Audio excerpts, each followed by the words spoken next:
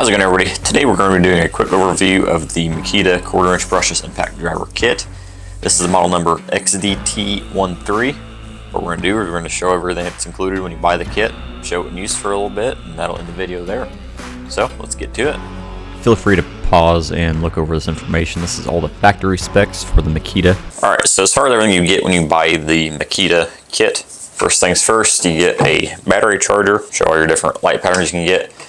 This one is different as far as actual charging the battery goes. It's the first one I've seen like this anyways. So most of the time whenever you have a battery and you put it on the charger, it connects into these, your connectors right here, that's how it charges it. Well, for this one on the Makita, it's different. It goes in right there, and it's basically its own charger. It's got its own charging port, so to speak. And that's all it's there. That doesn't go into the impact at all. It's purely just to charge it. So if you look on the bottom of the actual impact, it's just blocked off. So that one is weird. Like I said, first time for me.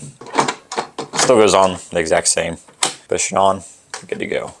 And this does lock it in place, so the only way you get it off is you have to hit the button on the battery to get it off. So that covers the battery charger. As far as the battery goes, you get one 3.0 AH battery with a battery life gauge on the back, followed by a carrying bag. Nothing fancy, very light, flimsy. Just one big old pocket, nothing else. So as far as the actual tool goes, nothing, you got no modes, nothing like that. Just your standard forward reverse with two LED lights. They're small, but you got two of them right there. And that's it. So we'll go and show you the impact in use and probably end the video there. For starters, we'll use a 3/8 by 4" lag screw with a 9/16 socket.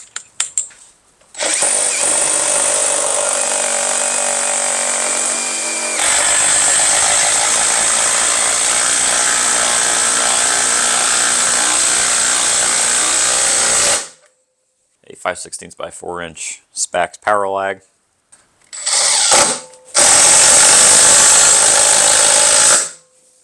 Followed by a 5" ledger lock, ledger board fastener screw with a 5/16 head on it.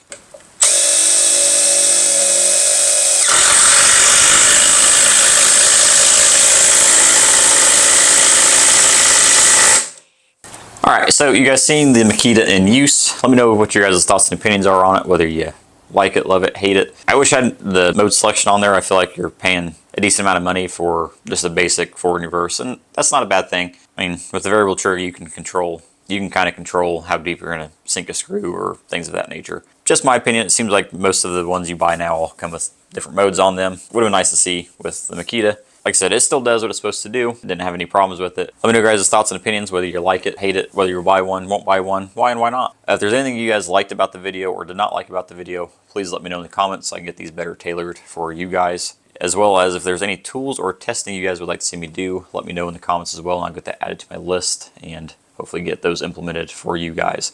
And one last thing, I have done a new background in my videos. It's not complete yet, I still have some more tools to hang up and whatnot, but if you guys could, let me know if you like this better or just the white drop cloth. I think that about does it for me. Thank you guys for watching. Have a great day.